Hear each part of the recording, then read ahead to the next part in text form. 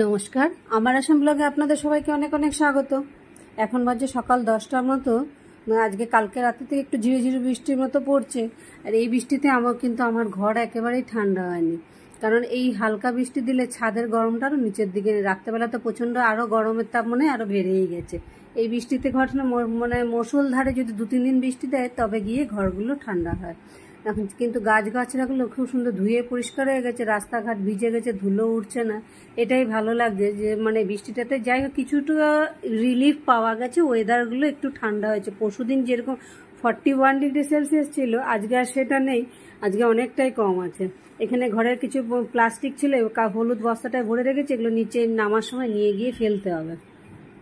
চলে আসলাম রান্নাঘরের দিকে। আজকে রান্নার মধ্যে করছি মুসুর ডাল সেদ্ধ, আর সঙ্গে চিংড়ি মাছ রয়েছে। চিংড়ি মাছগুলোকে নারকেল দিয়ে করব, আমার আর উমার জন্য করবো আলু দিয়ে, আর ঝাল ছাড়া করবো কাঁকরোল দিয়ে। তাই আগে ডাল সিদ্ধ হয়ে গেছে, ভাত হয়ে গেছে, এবার কাঁকরোল দিয়ে যেটা চিংড়ি মাছটা করবো ঝাল ছাড়া সেটাকে করে নিলাম। নিয়ে এবার আলু দিয়ে বসালাম। আলুগুলো আর চিংড়ি মাছগুলো আগে ভেজে উঠিয়ে নিই, তারপরে নারকেল দিয়ে আমাদের জন্য করব। রবিবার দিন সাধারণত যেহেতু উমা থাকে না, খাওয়া দাওয়া থাকে না, বেশিরভাগই সিদ্ধ ভাতটা বা কোনো কিছু ডাল বা মাছ ভাজা এরকম করে নিই। কিন্তু আজকে 2 সপ্তাহ ধরে ও রয়েছে দেখে তাই টুকটাক একটু বানাই। নাহলে রবিবার দিন এত কাজের চাপ থাকে, কাপড় চোপড় ধোয়া থাকে, সঙ্গে বাথরুম পরিষ্কার থাকে, এক্সট্রা কাজ প্রচুর থাকে। সেই জন্য আর রবিবার দিনে কোনো কিছু করে উঠতে পারি না। আর রবিবার দিনটা একটু দেরি করেই উঠি, সেই ওঠার জন্য একটু কাজকর্মের সমস্ত উল্টোপাল্টা হয়ে যায়। দেরি করে উঠলে কাজের সব দেরি হয়ে যায়, টাইমিংস অনুযায়ী রুটিন অনুযায়ী কোনো কিছুই হয় না। তাই এখানে আলু আর মাছ সমস্ত ভেজে নিয়ে এবার তরকারিটা বসাবো। এখানে লঙ্কা ছাড়া কাঁকরোল দিয়ে যেটা সেটা হয়ে এসছে, এটাকে উঠিয়ে নিয়ে তারপরে এখন আমার আর উমার আলু দিয়ে এটা করবো।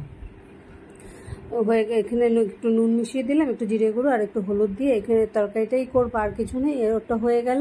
এবার আমাদেরগুলো একটু আলু আর চিংড়ি নারকেল দিয়ে এটা কষিয়ে নিয়ে একটু জল দিয়ে দেবো। মোটামুটি রান্নাঘরের কাজ সমস্ত শেষ হয়ে গেছে, এখন 1:30টার মতো বাজে। তাড়াতাড়ি করে রান্নাঘরের কাজগুলো যেহেতু হয়ে গেছে, এবার বেরিয়ে পড়বো।